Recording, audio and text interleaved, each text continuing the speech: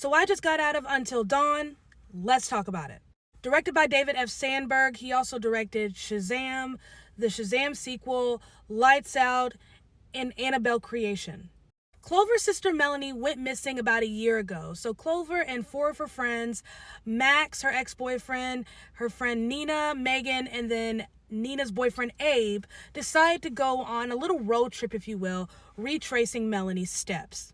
Well, one of those steps leads them to a convenience store where the guy behind the counter says he doesn't recognize Melanie, but he automatically assumes that she's missing and says, well, a lot of people end up going missing near Glore Valley. The five besties start driving in that direction, ending up at a house, a mysterious house, where they're kind of surrounded by a water wall. They drove through a storm, but as soon as they hit the property, there's no storm. As a matter of fact, the storm is behind them. Like, they come out the car, they turn around, and they can see the rainfall.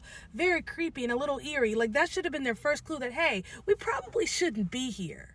But nope, Clover is determined to find answers. So, of course, this being a bit of a horror movie, they go inside the house. And this is where our story begins.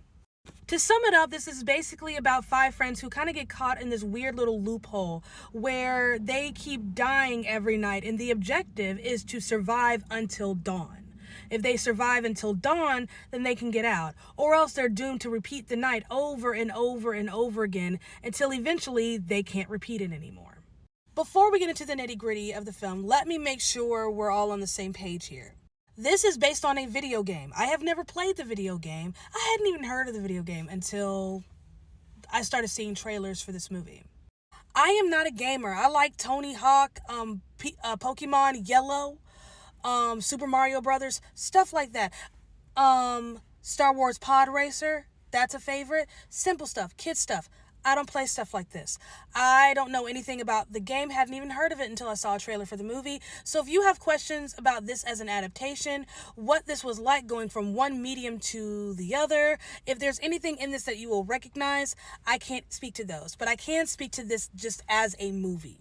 What I will say about this movie, being someone who does not play this video game, I didn't feel left out or excluded like I have in other video game adaptations. Minecraft, it really felt like, okay, our target audience is definitely people who are very familiar with the game. They're not really all that concerned with anyone else who might buy a ticket. What was it, Five Nights at Freddy's?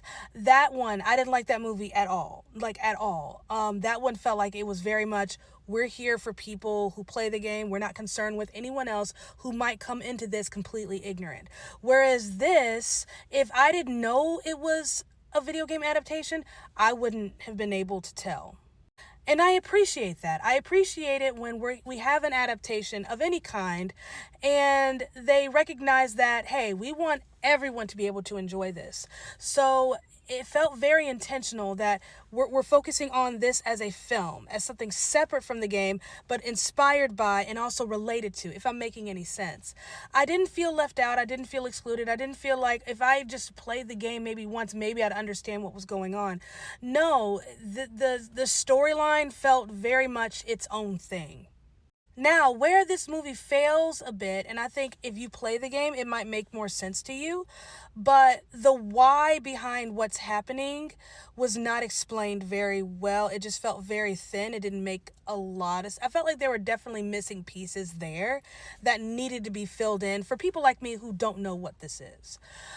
So that felt a little flat and incomplete, the why behind it all. Definitely trying to go into places of fear and trauma, and I could kind of see it just didn't flesh out properly. We didn't get to that part until the movie's pretty much done. It was kind of too late. The movie is scary in that it has a lot of jump scares, but it's not like you're going to be terrified from beginning to end. You're always going to be tense and, balled up. It's just, you get woof, and then you relax and you just kind of wait for the next woof. It is entertaining, though. I'll give it that. It's a fun ride of a movie. It's just not, tense. I felt like there should have been more tension in something so claustrophobic. I will say, though, the setup, the way once they get into the house and they're going into different nooks and crannies and looking here or there, that felt like a video game. But I liked the way they did that. The way when you're starting a game and you go over here and you click that and it unfolds all this information over here. You go over there and it unfolds information over there. That felt like a video game. I thought that was a little clever in the execution of that. My biggest issue with this movie is that it loses its rhythm when we get to the third act. It starts off great, moves very fast, a lot of woo jump scares, doesn't really have a whole lot of tension, but, it felt like a fun house. Not a fun house, a haunted house. Like, Halloween where they have the haunted attractions pop up and then they have these elaborate sets. We'll talk about all that in a minute. But it felt like, a haunted attraction where you're just kind of walking through and then something just kind of pops out. The only difference is, these monsters can touch you. But when we get to that third act, though, it just falls apart. It fell apart for me. It kind of lost its rhythm. It got off beat. There was nothing really leading up to that point. It's like 1 minute they were this way and then all of a sudden they're another way. It's 1 minute her personality is this way and then all of a sudden she has this random character arc out of nowhere. Big highlight for me, the production design, again, because to me it reminded me of a haunted house, and I love stuff like that. I love the elaborate details of a good haunted house. I don't know how you'll feel about it, but I love that. I don't know. I loved how everything has a place and a reason, and sometimes it's just a little too much and a little too extra. Like, do we really need all that? But it adds to the confusion of the location. So yeah, it felt like a haunted house. Like we were just kind of going from room to room to room until we got to the next thing. The practical effects, a lot of in-camera practical effects, stunt work, the makeup and costume design. I love that we have a movie here that's not, counting on CGI to kind of build the world. The makeup, the prosthetics, creating these monsters, if you will, was just beautifully done. Well done.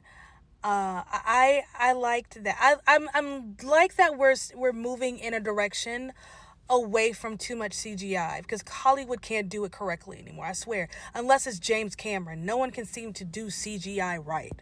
So yeah, the practical in-camera effects, visual effects, and the costume design, prosthetics, makeup, hairstyling, wonderful.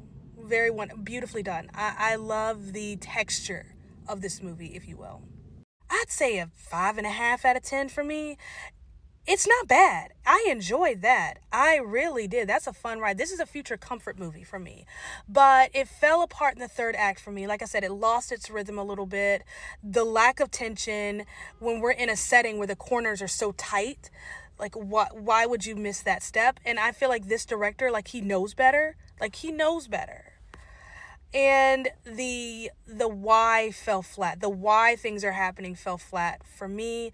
The acting it's fine. It's nothing spectacular. There's not, no one's winning an Oscar here. But yeah, 5.5 out of 10. It's entertaining. I enjoyed it. The sound. So if you're like, should I see this in theaters? Yes, the sound. The sound is your reason to go. To me, that's reason enough for a ticket. The sound was off the wall. I am just loving this, return to an old era of, semi-teenage slasher movies, horror movies. There was a nostalgic kind of feel to it, These are the movies that we used to love to watch in like the mid to late 90s. This would have done well in like the mid to late 90s, I feel like. This would have been like a future cult classic had it come out 20 to 30 years ago. But yeah, not bad. Could have been better.